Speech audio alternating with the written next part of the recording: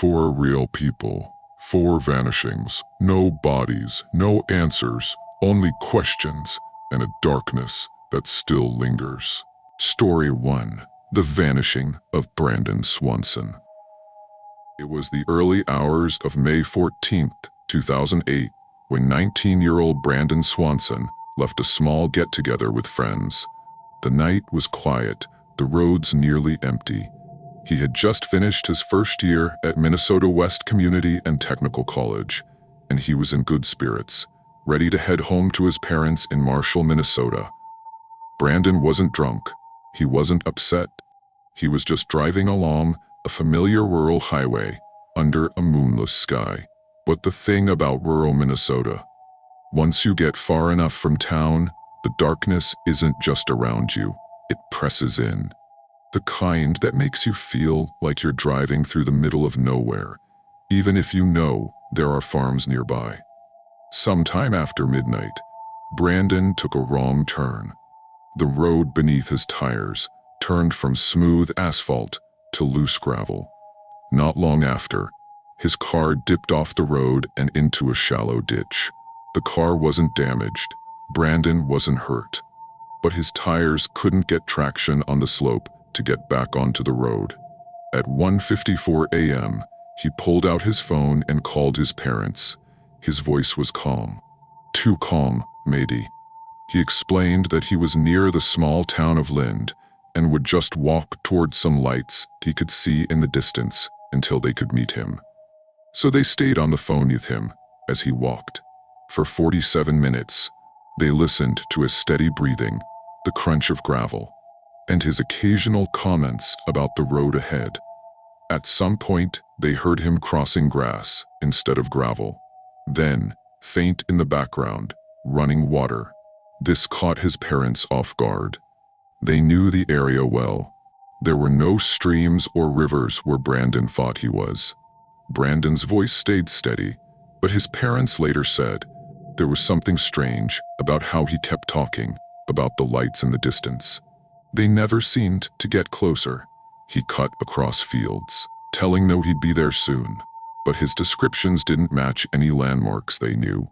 It was as if Brandon was walking through an entirely different place, somewhere only he could see. Then, without warning, he said, "Oh shit." The line went dead. His parents tried calling back, again and again. No answer. By sunrise, search teams and volunteers were combing the area. They found his car exactly where he'd said it would be. But something didn't add up. He was actually 25 miles from where he thought he was. Cadaver dogs picked up his scent and followed it for a couple of miles, weaving along dirt roads and fields until the trails stopped cold near the Yellow Medicine River. There were no signs of him entering the water. No footprints on the opposite bank. It was as if he had simply vanished.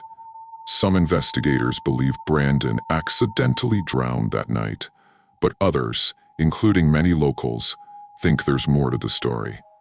That stretch of land has a reputation. People talk about sudden, disorienting fogs that roll in without warning.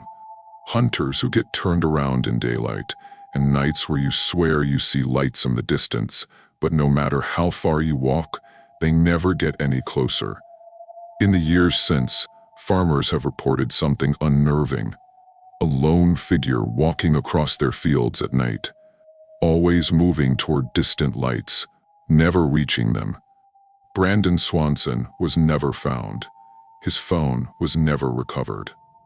And to this day, the last thing his parents ever heard from their son was that startled curse before the night swallowed him whole. Story 2. Someone was behind my motel mirror. It was supposed to be a quick overnight stop. Nothing special. Just a cheap roadside motel in Osceola County, Florida, before the long drive home. The place looked worn but harmless enough. 2 floors, faded paint, a flickering neon sign that hummed like an electric wasp. The vacancy sign glowed bright in the humid night. I pulled into the nearly empty lot, checked in, and was handed a key to room 8. The clerk didn't say much. Her eyes seemed to slide past me, as if she didn't want to remember my face. Inside, the air smelled faintly of bleach, but underneath was something musty. The carpet was stained. The bedspread felt stiff, like it had been washed too many times, or maybe not enough. But it was late, I was tired, and all I cared about was locking the door and getting some rest. I tossed my bag onto the bed, headed to the bathroom to brush my teeth, and that's when I saw it. The mirror. At first, nothing looked strange, but when I leaned in to spit into the sink, I noticed a small, dark spot near the upper corner of the glass. It looked almost like a smudge, until I got closer. It wasn't a smudge. It was a hole, no bigger than the tip of my pinky, perfectly round. And behind it, blackness. I froze, my toothbrush still in my hand. My mind instantly jumped to the worst possibility. Someone could be on the other side, watching. I grabbed my phone, turned on the flashlight, and pressed it against the hole. My stomach flipped. I could see into another bathroom, an almost identical one, but there was no one inside, just an empty space. Still, the thought that the rooms were connected by this tiny, hidden opening made my skin crawl. I tried to shake it off. Maybe it was for ventilation or an old fixture they'd covered badly. I went to bed, telling myself I'd report it in the morning. But sleep didn't come easy. Sometime around 2:30 a.m., I woke up to a faint sound. Not the AC, not the ice machine outside. This was closer, softer. A slow, deliberate scrape. It was coming from the bathroom. I sat up, my heart pounding, and stared at the closed bathroom door. The sound stopped. Then, a whisper, muffled, like it was on the other side of the mirror.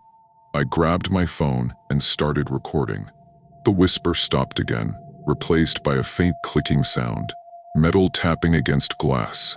Then, light. For a split second, a thin beam of light shone through the hole in the mirror. Someone was testing it, maybe looking at me. I jumped up, yanked open the bathroom door, and shined my flashlight directly at the mirror. I could swear I saw a faint shadow move on the other side before the light disappeared and the hole went black again. That was it. I wasn't staying another second. I grabbed my bag, rushed out, and went straight to the front desk. I told the clerk what I'd seen. She didn't even look surprised. Just said, "Do you want a different room?" in the same flat tone. "No," I snapped. "I want the police." She hesitated, then muttered something about lines being down. I pulled out my phone to call 911 myself, but the call wouldn't connect. Full bars, no service. Something was wrong here. I stormed out to my car, but curiosity, or maybe fear, made me walk to the outside wall where my bathroom would be. There was no window, just a long, narrow panel that looked like it could be removed. My stomach turned as I realized someone could walk behind those walls, from one bathroom to the next. Later, at home, I couldn't stop thinking about it. I searched online, half expecting to find nothing. Instead, I found an actual news story. In 2013, a family staying at a motel in Osceola County discovered a hole behind their bathroom mirror, exactly like mine. It led to a hidden maintenance space that connected to other rooms. The police were called, but the owner claimed it was just for plumbing access. The family believed otherwise. They thought someone had been watching them. My blood went cold when I saw the photo. The mirror, the tile, even the placement of the hole. It was identical to the one in my room. I had stayed in the same motel, and that night, I'm certain someone was behind the mirror. Now, every time I stay in a hotel, or even in my own home, I check every mirror. I press the edges. I shine my phone's light against the glass, looking for signs of a gap. And sometimes, late at night, when I'm brushing my teeth, I swear I can feel it. The same sensation I felt in that motel bathroom. The sense that someone is on the other side, watching. Story 3. The Impossible Fall of Ray Rivera. May 16th, 2006. It was just another spring evening in Baltimore, until it wasn't. Ray Rivera, a 32-year-old aspiring filmmaker and writer, kissed his wife Allison goodbye and answered a sudden call. The words he spoke next would be the last she'd ever hear from him. "Oh, okay," followed by a hurried, "I gotta go." He rushed out the door. No explanation, no hesitation, no note. That was 6:30 p.m. Ray never came home. For 6 long days. His family and friends searched every corner of the city. Flyers plastered walls. Phone calls went unanswered. His credit cards and bank accounts were untouched. There was no sign of where he had gone or why. Then, a break. Ray's car was found in a parking lot near Baltimore's historic Belvedere Hotel, an old grand building that had been converted into condos and offices. The parking ticket inside the car was stamped for the day he vanished. It was parked perfectly, as if he had left it there without stress, without fear. But why here? Ray had no connection to the Belvedere. When his co-workers began searching the area around the hotel, they noticed something strange from the top of the adjacent parking garage. Far below, on the roof of a conference room annex, was a hole. A perfectly round hole, about 40 inches across, like something heavy had dropped straight through, and scattered around it pieces of Ray's belongings, his flip-flops, his cell phone, his glasses. Here's the strange part. His phone had no cracks. His glasses weren't even bent. The flip-flops looked almost placed. It was the first sign something wasn't right. Baltimore police forced the doors open to the locked conference room beneath the hole. Inside, they found Ray's body. The fall had shattered bones and caused severe injuries, but almost immediately, questions began piling up. The height didn't make sense. The angle of the hole didn't make sense.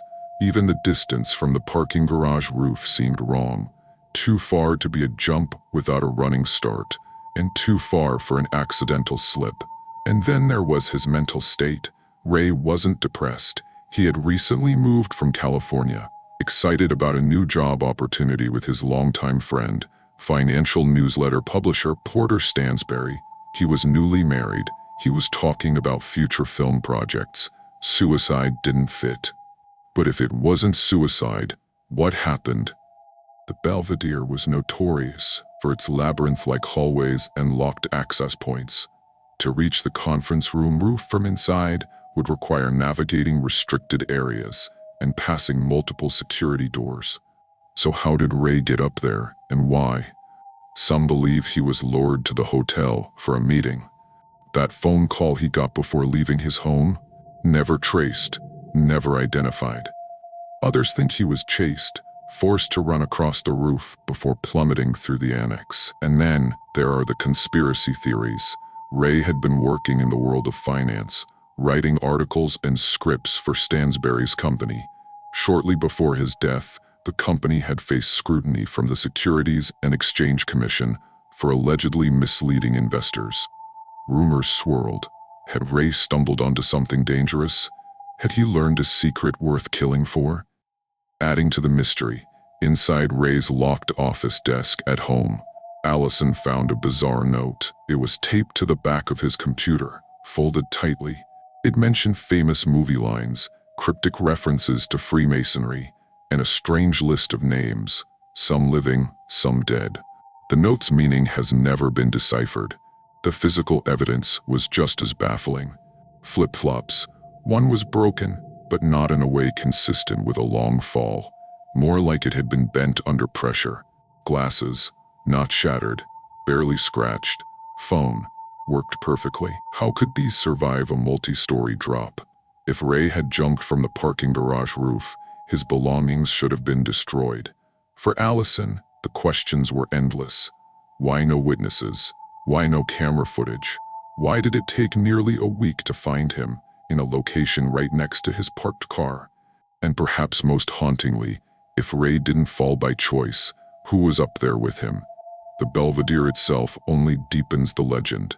Built in 1903, it has seen politicians, celebrities, and whispers of dark secrets within its walls. Even employees admit that certain upper levels feel wrong. Visitors who have stayed there since Ray's death report an uneasy feeling near the conference room annex. Some claim they've heard footsteps above them in an area where no one is supposed to be. The official ruling? Undetermined. Not suicide, not homicide, just unexplained. But Allison still believes someone knows what happened that night. Someone made the call. Someone led Ray to that building. And someone made sure he never walked out alive. Nearly 2 decades later, the hole in the roof has been repaired. The conference room is back in use. But every so often, a guest at the Belvedere swears they feel watched.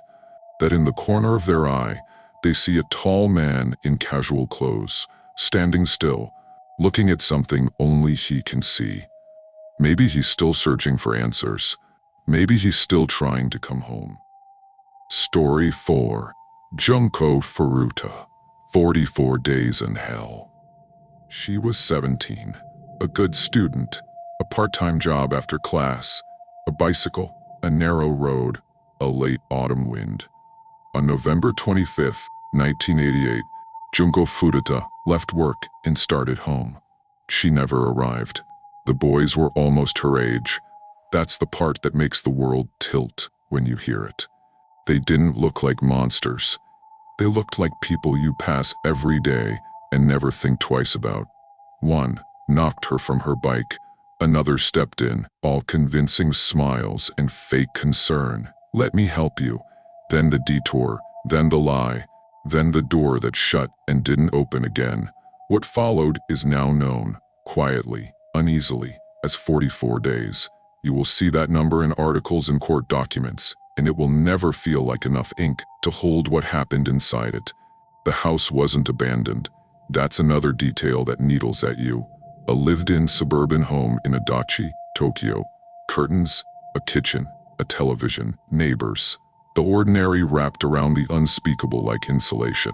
To keep in the heat, to keep in the silence. On day 1, threats pinned Junko in place, as surely as rope ever could. If she tried to run, they promised, her family would pay. That sentence is a prison with a door you can't walk through without dragging everyone you love into it. She stayed. When her parents reported her missing, one of the boys forced her to call home. "I'm at a friend's," she said, a short sentence, practiced flat. Imagine hearing your child say that when every part of you is certain it isn't true. Imagine wanting so badly to believe that you let yourself. Days blurred. She was kept from the outside world, deprived of warmth, sleep, dignity, and rest. The harm done to her was constant and dehumanizing. We do not need to relive the acts to know what they were. It is enough to say they were relentless. Cruelty doesn't need choreography to chill the blood. It needs only intent and opportunity. They had both. Time slipped strangely in that house. There was school and work and televisions in other rooms. There were neighbors who glimpsed shadows and heard sounds and told themselves they hadn't. There were parents who knocked once, twice, and were turned away by lies, delivered with the confidence of boys who'd learned that adults often prefer reassurances to complications. The world outside continued to pour tea, catch trains, and fold laundry, while Junko's world narrowed to a single room. Day 10. She was forced to call home again. She spoke carefully. If you listen closely to certain recordings in your head, you can hear the pause between each word, the thread pulled tight so the sentence doesn't snap. Day 20. The winter deepened. Nights lengthened. The house held its breath. The harm escalated. Different kinds, meant to grind down the body and bend the mind. That is how terror works when it wants to last. It uses routine. It makes suffering a schedule. Day 30. There were moments when the boys left the room and she could hear other people laughing in the house. Laughter carrying through walls while someone quietly comes apart is a sound you don't forget once you've imagined it. She had injuries that went untreated, hunger that went unanswered, pain that found new ways to introduce itself every day. There were chances, almost not quite chances, a tip to the police, a visit, questions asked and answered badly. If you've ever watched a door almost open and then close again, you know that sting behind the eyes. A life can hinge on the word probably. Probably fine. Probably a misunderstanding. Probably not what it seems. Probably is a cliff. Day 40. The body tries to protect itself by drifting. You catalog small things because big things are unbearable. The smell of dust when a curtain moves. A draft under a door. The sound of rain that makes you want to believe the world is washing itself clean. Patches of sky glimpsed through a crack in a blind. Somewhere a calendar page turned to December. Somewhere Christmas lights went up. Somewhere someone wrapped a present and wrote a name on the tag. Somewhere someone opened a door and said, "Welcome in from the cold." In the house where she was kept, there was only the cold, and the promise that if she made herself smaller, quieter, easier, it might end sooner. That is what the powerless bargain with when there are no bargains to be made. On day 44, it ended. The boys panicked.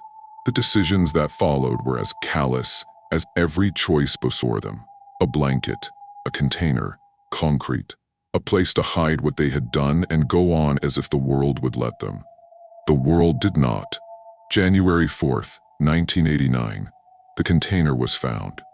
The investigation that should have found a living girl instead found a teenager whose name would become shorthand for a nation's anger and shame. Police collected details that couldn't be unknowable anymore. Parents were told the unthinkable. A country read headlines and looked away too quickly, because there are some lines of text you cannot stare at for long without feeling like your eyes have touched a hot stove. Trials followed. The boys were juveniles. The law treated them as such. The sentences were short. Newspapers called them light. The public called them something else entirely. People who had never met Junko lit candles in their kitchens and cried in their cars and argued at dinner tables about punishment and mercy, about what a society owes its children, about the difference between young and monstrous, and whether those words should ever occupy the same sentence. Her parents carried on because grief doesn't ask permission to be carried. It simply anchors itself and dares you to move. They visited a grave that should never have existed. They answered questions they never wanted to be asked. They lived with the ache of a phone that rang with the wrong voice at the wrong time, and for a few short minutes, made them think their child was safe. Years pass. The house has other occupants now. Curtains get changed, walls get painted. Neighbors move in and out and swap small talk over hedges. But houses remember. And cities remember. And stories, if we keep telling them, remember the people who should still be here. What do we do with a story like this? We can refuse to look directly at it. We can reduce it to a title, the concrete-encased high school girl case, because that's easier to say than her name. Or we can speak her name and let it sit heavy in the air, the way truth should. Say it. Junko Furuta. Say too that she wasn't the worst thing that happened to her. She was a teenager who smiled politely and took a part-time job and rode a bicycle and had plans and laughed at jokes and probably rolled her eyes at corny ones. She was loved. She had a future that belonged to her until other people took it.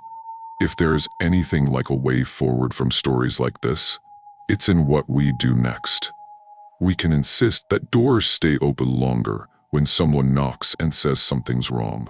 We can sharpen laws. We can teach our children to see each other as human before they see each other as anything else. We can remember, not because remembering is an act of pain, but because forgetting is an act of permission. People will tell you this is the worst crime in Japan's history. That label is a way to make it sound like an exception. a rare weather event, a once-in-a-century storm. The truth is quieter and more dangerous. This was a human choice, repeated 44 days in a row, made possible by silence and fear and the ordinary comfort of other people not wanting trouble. There's a version of this story that ends in outrage. There is a version that ends in despair. Here is another. It ends with attention, with the refusal to look away, with the understanding that saying a name out loud is a small act, but small acts, repeated, can move heavy things. So if you're hearing this at night, and the room is quiet, and the world feels large and indifferent, do one thing before you sleep. Write her name down, Junko Furuta, and beneath it, write the number 44. Let it live in your notebook, or your notes app, or the back of a receipt you'll find later. And remember why you kept it. Because some stories don't end when the last sentence is spoken. They end when enough people decide they won't let them happen again. And that is the one ending she should have had. They weren't just stories, they were real. And real horror never ends.